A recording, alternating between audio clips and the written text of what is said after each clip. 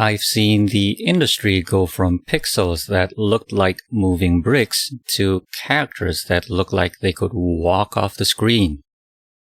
Now, I'm a Kafka and Evelyn simp. Aesthetically, I've always liked the tall girls with big boobs, and I don't care if you judge me for it. My initial interest in these characters is strictly because of their looks. Their personalities and backgrounds only serve to strengthen my liking towards them. But as someone who taught game design at the university level, I look at these characters and I don't just see pixels. I see high-level engineering. I see the MDA Framework, which we're going to talk about later. I'm going to explain the engine under the hood. Now, most people will look at these designs and call them goonerbait. They think it's just lazy fan service. We're gonna talk about why these characters actually work. I've always seen game design as a bird's eye view. It's the mechanics, the environment, the BGM, the narrative flow. It's the whole damn ecosystem. But for this video, we're limiting our scope to the characters themselves. We're going to look at them through the lens of psychology, sound design, and the theory of fun to see the high-level engineering. Let's talk about the form-fitting paradox. At first glance, you look at Kafka or Evelyn and you immediately know that they're meant to be sexy. But if you actually look at the skin-to-fabric ratio, they're pretty decently covered up. Kafka is practically covered head to toe. Evelyn shows a little bit more. The open back, the arms, and you all know it, her ultimate is a direct pander to the armpit fetishes. But they're not wearing bikinis. Instead, the designers use form-fitting attire to highlight their curves. This is a deliberate choice. It's all about the silhouette. By emphasizing the form through the clothing rather than just showing skin, the devs are using constraint as a tool. It maintains the professional barrier of the character while still giving your lizard brain the visual data it wants. And this is where the gap theory comes in. There's something about that specific design, that combination of a detached professional demeanor and a form-fitting suit that makes you wonder what she looks like naked. What the player imagines is always more powerful than what the devs shows. That's why these characters have thousands of entries on Pixiv or Rule34. The mystery of the barrier triggers a creative obsession. You aren't just simping for a 3D model. You're simping for a version of the character your brain has constructed in that gap. Take a look at a different kind of hook. Specifically, Arlecchino from Genshin Impact and Frolova from Wuthering Waves. You may be thinking, we wanted Arlecchino the second she showed up in A Winter Night's Lazzo, before we knew she was a father figure. And you're right. Before the dialogue even starts, a designer uses visual weight to tell a story. Arlecchino's sharp tailoring and that cold gaze, it communicates lethal authority. You're not just simping for a villain. Your brain is picking up on high-level competence. You want her to be playable because you want to be that power. But the reason these characters stick, the reason they are not just waifu of the month, is the noble antagonist payoff. Arlecchino is not just a father figure. She's the iron wall between her children and a world that wants to eat them alive. She has zero qualms about killing, but it's never for sport. It's always for the house. Her appeal isn't seduction, it's the weight of her presence. When you fight her, you're not fighting a waifu. You're fighting a leader who's sacrificed her own humanity to be the shield her wards need. And Frolova. She's not just a villain. She's the consequence of Rover's failure. She's what happens when the hero chooses the world over a person. Rover wiped her memory to save the world and in doing so, abandoned someone who trusted her. So when Rover fights Frolova, she's not saving anything. She's cleaning up her own mess. Now, the devs have given these characters a moral weight that justifies their aesthetic.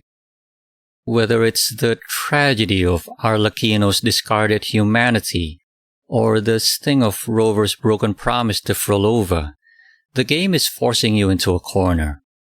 That friction, the "I shouldn't like her, but I respect the hell out of her" resolve, is a high-level aesthetic loop. It's the difference between a character you just look at and a character that actually makes you feel something. If you want a deeper dive into the why behind obsessions with these types of characters, I highly recommend checking out Daryl Talks Games' video titled "We've Made Evil Too Sexy." He touches on the psychological halo effect that mirrors exactly what we're seeing here with the moral weight of waifu antagonists. But, quick break. If you like breakdowns on why you're down bad instead of pretending you're not, hit subscribe. We talked about the moral weight of characters like Arlecchino and Frolova. But for that ouch, that emotional sting to actually land, there has to be something beneath the surface. To understand why this design works, you have to compare it to the bottom tier of the market, where the aesthetic is the only thing the devs actually built. We've all seen those ads for games where the characters are in ridiculously skimpy outfits that defy the laws of physics. In those games, the outfit is the entire character. There's no lore, no lethal authority, just boobs and butts pushed to the front to hide a hollow experience. Now this is lazy design. Hoyo and Kuro characters, along with many characters from other devs, are clothed in their history. A character like Chang-Li, who's marketed with blatant gooner cinematics, is a master strategist and Jinzi's mentor. If you strip the fan service away, Chang-Li is still a badass teacher who takes down hordes of Fraxides with a legacy of sacrifice. But if you strip the fan service away from a generic mobile game, chances are there'd be nothing left. The character doesn't just lose her clothes, she loses her reason for existing. That is the skin-only trap, which is thinking you can replace a soul with a sprite. Visuals are only half the battle. Sound design is the invisible glue. Think about the seiyuu scene in Japan or the voice actors of other languages. Voice actors like Yui Ishikawa or Laura Bailey, they don't just read lines, they define the soul of the character. Prolific voice actors are powerhouses because they have the ability to perfectly represent a character through voice alone. Many people play these games just because a certain voice actor is in it, similar to how people will watch a movie because their favorite actor plays a role in it. Then there's the sound effects. Take Zani, for instance. Any Wuwa player knows her basic attacks have a very distinct mechanical crunch. That's a mechanical anchor. It tells your brain, this is Zani's rhythm. When the audio feedback is that unique, it reinforces the juice of the gameplay. You aren't just clicking buttons, you're performing a symphony of sound and motion that belongs to that one specific character. Don't believe me? Try playing a fighting game. Learn a character's combos until they're in your DNA. Once you're used to it, try playing with the voices and sound effects off. In some cases, it feels so alien that your execution will just fall apart. You'll mess up the combos you usually perform flawlessly because your brain isn't getting the acoustic confirmation it needs to stay in the flow state. In game design, devs don't just build for your eyes. Devs build for your ears to ensure the feel of the character is absolute. One thing I always tell my students, there is no one-size-fits-all formula. There will never be a single character that everyone likes. This is why these games have a massive roster of characters with vastly different aesthetics, personalities, and skills. The industry isn't searching for one perfect character, it's building a buffet. You have the gooner appeal, the father authority, the protective guardian, the capable teacher or mentor, or the sexy genocidal mommy. Every character is a different hook for a different brain. This applies to the games themselves. Genshin Impact and Wuthering Waves might both be open-world RPGs, but they feel completely different. Genshin is all about elemental reactions and slow-burn exploration. Wuwa, on the other hand, is a high-speed, technical brawler. Surface aesthetics are just the skin. The dynamics, or how the game actually moves, are what define your loyalty. Look at Honkai Star Rail. It's categorized as a turn-based RPG, yet the main quest frequently devolves into a forced read fest. I talked about this in my Dialogue Jail video. When a game snatches your agency for hours and doesn't actually let you play the turn-based combat you downloaded the game for, it's a failure of a genre promise. Now, I get it. Some of you actually enjoy the slow-burn visual novel style, and that's fine. But for players who came for the turn-based gameplay, well, let's just say the game doesn't always meet you there. In his book titled The Theory of Fun, Raf Koster says, fun is just another word for learning. Now, let me take you on a trip down memory lane. In the 16-bit era, we had Super Metroid. You were chunking patterns, learning Samus's movement without a single line of dialogue. In this game, there's a mechanic called Shine Spark. For the uninitiated, that's when you use the speed booster, crouch to store the energy, and then launch Samus like a rocket. The game never gives you a pop-up tutorial for this. Instead, it uses Dakoras, non-hostile creatures that demonstrate the mechanic in real time. You aren't being told what to do. You're observing a masterclass in visual communication. When you finally nail that frame-perfect launch to reach a hidden power bomb, that rush of dopamine isn't from the item. It's from the fact that your brain just mastered a complex physical rhythm.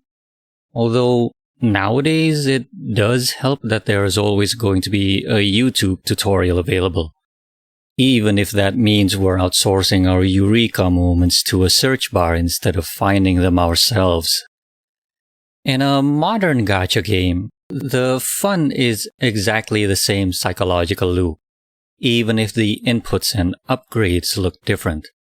Upgrading Samus's suit is about expanding her possibility space, where she can go and what she can reach. Upgrading a character in a gacha game is often about vertical scaling, bigger numbers, faster clears. But the dynamics, the way you actually play, remain identical. When you execute an Evelyn chain attack combo, or a frame-perfect Changli quick swap combo, you are doing a 2026 version of a Shine Spark.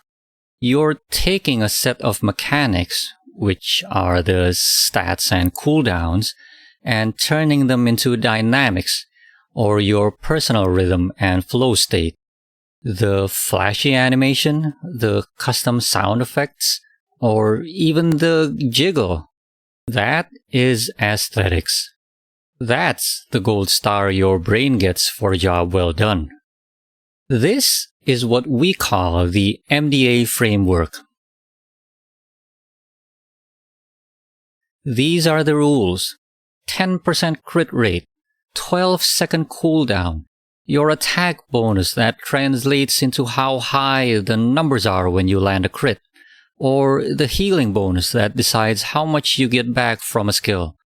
Even something as simple as how iframes work when you dodge. This is the behavior, how you chain those cooldowns together, how you time your dodge to trigger a counter. The emotional response, the feeling of power when Arlecchino sweeps the field, or the satisfaction of that mechanical crunch in a Zani combo.